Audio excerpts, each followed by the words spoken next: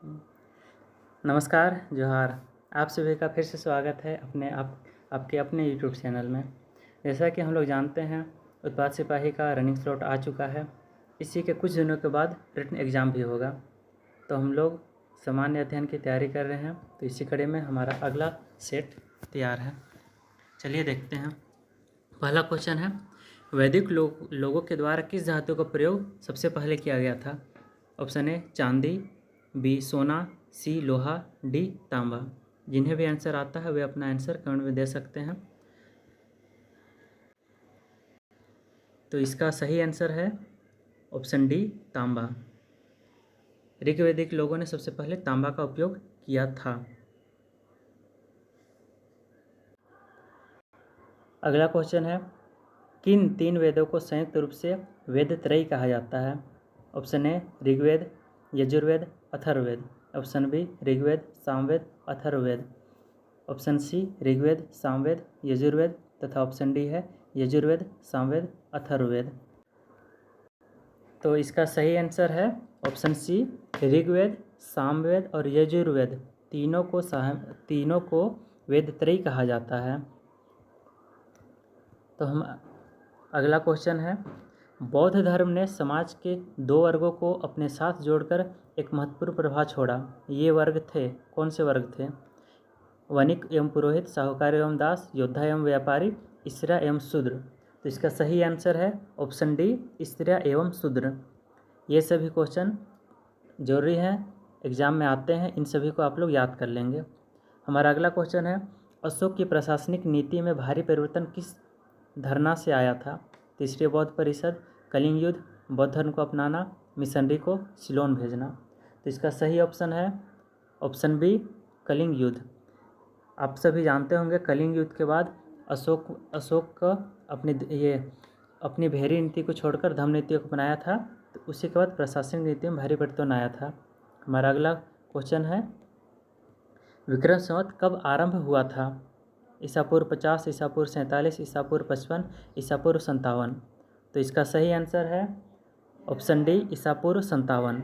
ईसा पूर्व 57 में विक्रम संवत का आरंभ हुआ था।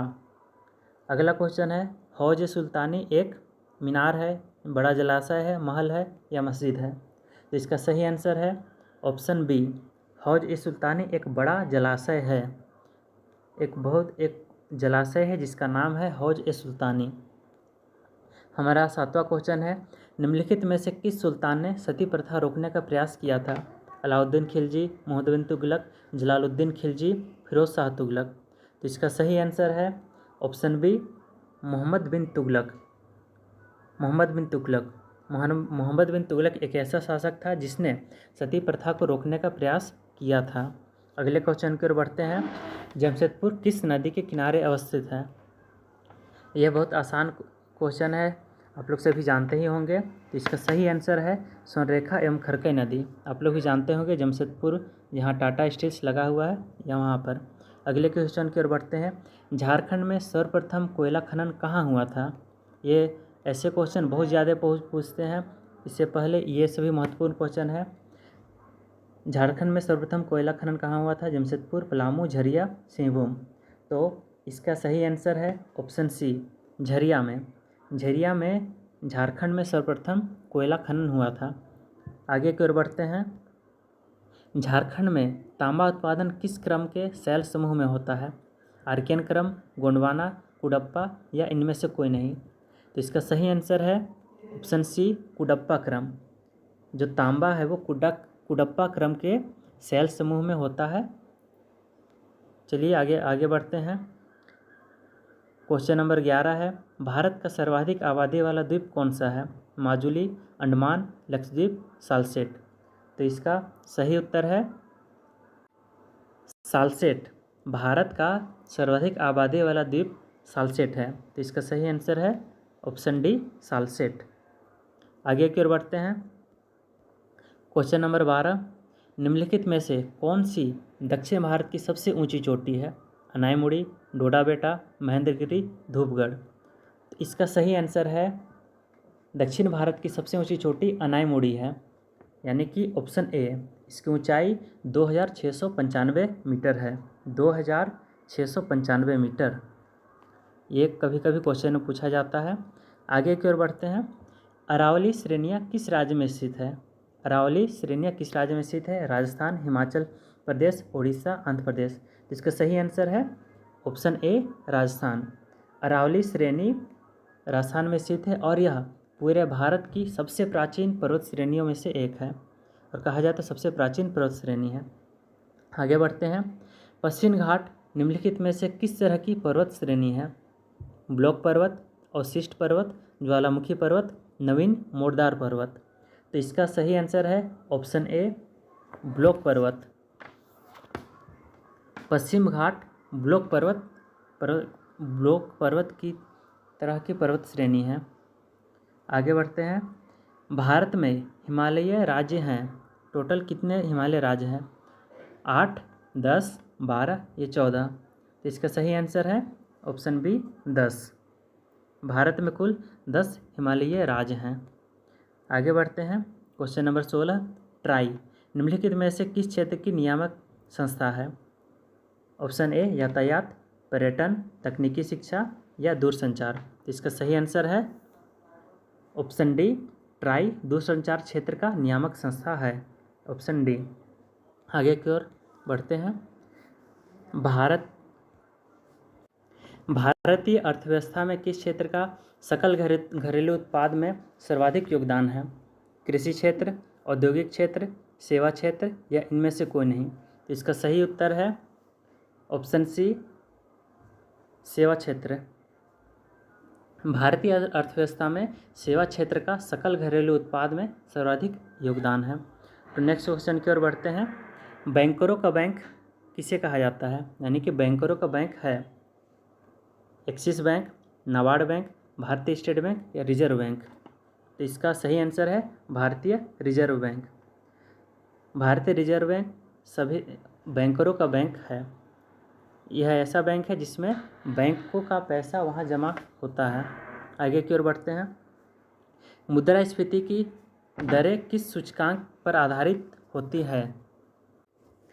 उपभोक्ता मूल्य सूचकांक, थोक मूल्य सूचकांक, औद्योगिक श्रमिक उपभोक्ता मूल्य सूचकांक, ग्रामीण श्रम उपभोक्ता मूल्य सूचकांक। तो क्वेश्चन नंबर 19 का सही आंसर है ऑप्शन नंबर बी, थोक मूल्य सूचकांक। आगे की ओर बढ़ते हैं। स्मार्ट मनी शब्द का प्रयोग होता है इंटरनेट बैंकिंग में, क्रेडिट कार्ड में, बैंक में बचत खाता में, बैंक में चालू खाता में। तो ऑप्शन बी, क्वेश्चन नंबर 20 का सही ऑप्शन है option number B, credit card. Smart money credit card के लिए स्मार्ट मनी का प्रयोग होता है। आगे की ओर बढ़ते हैं। भारत के राष्ट्रपति के पास कौन कौन सी वीटो शक्तियाँ हैं? पूर्ण वीटो शक्ति, पॉकेट वीटो, निलंबित वीटो या उपरोक्त सभी।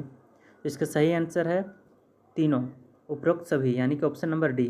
भारत के राष्ट्रपति के पास पूर्ण वीटो है, पॉकेट वीटो तथा निलंबित वीटो, तीनों तरह की वीटो पावर स्थित है। आगे की ओर बढ़ते हैं। ट्राई निम्नलिखित में से किस क्षेत्र की नियामक संस्था है? अच्छा, ये रिपीटेड क्वेश्चन है। हम लोग आगे की ओर बढ़ते हैं। Question number 12, question number 22। अध्यादेश जारी करने का अधिकार राष्ट्रपति का कौन सा अधिकार है? ऑप्शन ए, विधायी, ऑप्शन बी, प्रशासनिक, ऑप्शन सी, न्यायिक या वैयक्तिक। इसका सही आंसर है ऑप्शन ए, अध्यादेश जारी करने का अधिकार राष्ट्रपति का विधायी अधिकार है। आगे की ओर बढ़ते हैं। क्वेश्चन नंबर 23, लोकसभा और राज्यसभा की संयुक्त बैठक किसके द्वारा आहूत की जाती है? ऑप्शन ए, राष्ट्रपति, भारत लोकसभा के अध्यक्ष द्वारा, राष्ट्रपति द्वारा, राज्यसभा के सभापति द्वारा। इसका सही उत्तर है ऑप्शन नंबर ए, राष्ट्रपति के द्वारा। लोकसभा और राज्यसभा की संयुक्त बैठक राष्ट्रपति के द्वारा आहूत की जाती है। अगला क्वेश्चन, भारतीय राष्ट्रपति का निर्वाचन किस प्रकार होता है? प्रत्यक्ष रूप से राज्यसभा के सदस्यों द्वारा, लोकसभा के सदस्यों द्वारा या अप्रत्यक्ष मतदान से। तो इसका सही आंसर है अप्रत्यक्ष मतदान से। जो भारत के राष्ट्रपति होते हैं उनका चयन अप्रत्यक्ष मतदान से उनका निर्वाचन होता है। क्वेश्चन नंबर 25, निम्नलिखित में से भारत का राष्ट्रपति किसकी नियुक्ति नहीं करता है? उपराष्ट्रपति, प्रधानमंत्री, राज्यपाल या मुख्य निर्वाचन आयुक्त? तो इसका सही आंसर है उपराष्ट्रपति। भारत का राष्ट्रपति उपराष्ट्रपति को नियुक्ति नहीं करता है। आगे की ओर बढ़ते हैं। क्वेश्चन नंबर 26, भारत का कार्यपालिका यानी कि एग्जीक्यूटिव हेड कौन होता है? ऑप्शन ए राष्ट्रपति, प्रधानमंत्री, विरोधी दल का नेता, भारत सरकार के मुख्य सचिव। तो इसका सही आंसर है प्रधानमंत्री।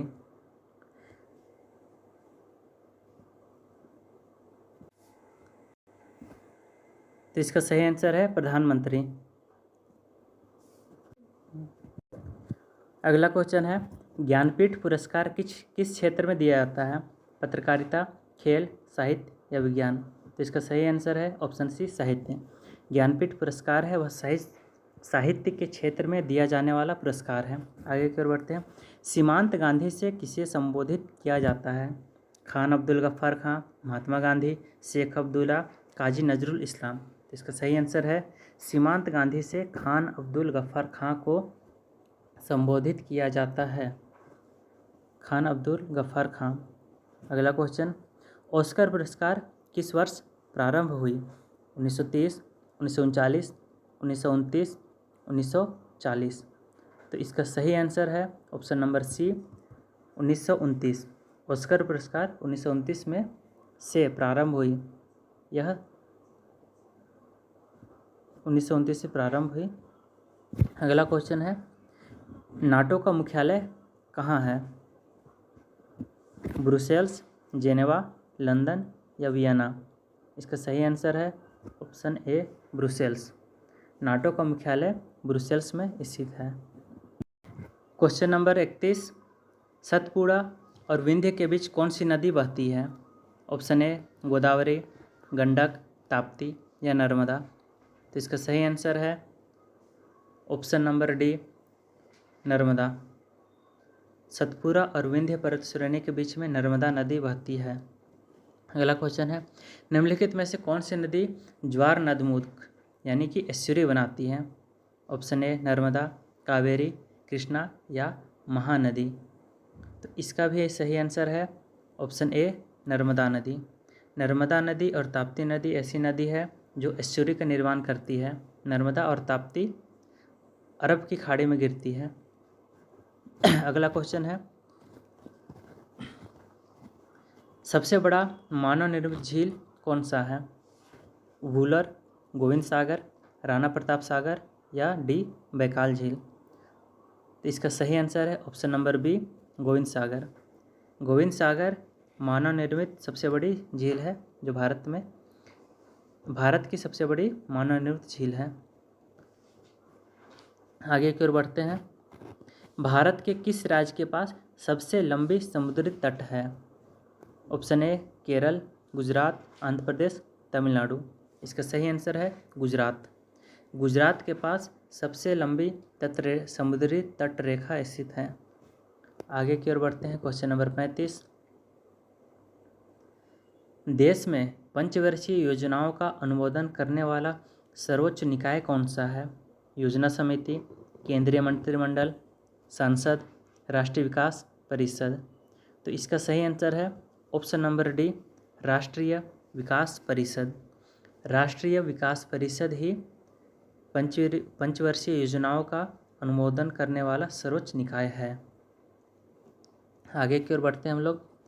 भारत के नियंत्रक तथा महालेखा परीक्षक की नियुक्ति कौन करता है? प्रधानमंत्री, राष्ट्रपति, वित्त मंत्री या लोकसभा अध्यक्ष या लोकसभा करता है?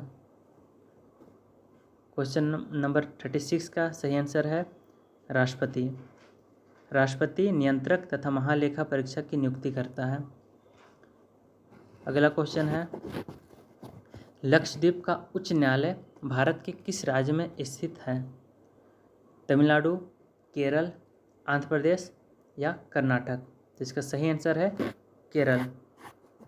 अगला क्वेश्चन, समझौता ज्ञापन MOU की पद्धति कब शुरू की गई? 1989-90, 1990-91, 1987-88 या 1988-89? तो इसका सही आंसर है option number C, 1987-88। Question number 39, Jawahar Rozgar क्रियान्वित की जाती है ग्राम पंचायतों द्वारा, जिला कलेक्टर द्वारा, राज्य सरकारों द्वारा या केंद्रीय सरकार द्वारा? तो इसका सही आंसर है ऑप्शन नंबर ए, ग्राम पंचायतों के द्वारा। और हमारा आज का आखिरी क्वेश्चन है क्वेश्चन नंबर 40, प्रधानमंत्री मुद्रा योजना $1 लाख तक का मुद्रा ऋण प्रदान करता है। इसका सही आंसर है option number A 10, B 5, C 20, D 50। इसका सही आंसर है ऑप्शन नंबर ए 10। प्रधानमंत्री मुद्रा योजना 10 लाख रुपए तक का मुद्रा ऋण प्रदान करता है। तो हमारा आज का सेशन यहीं पर समाप्त करता है।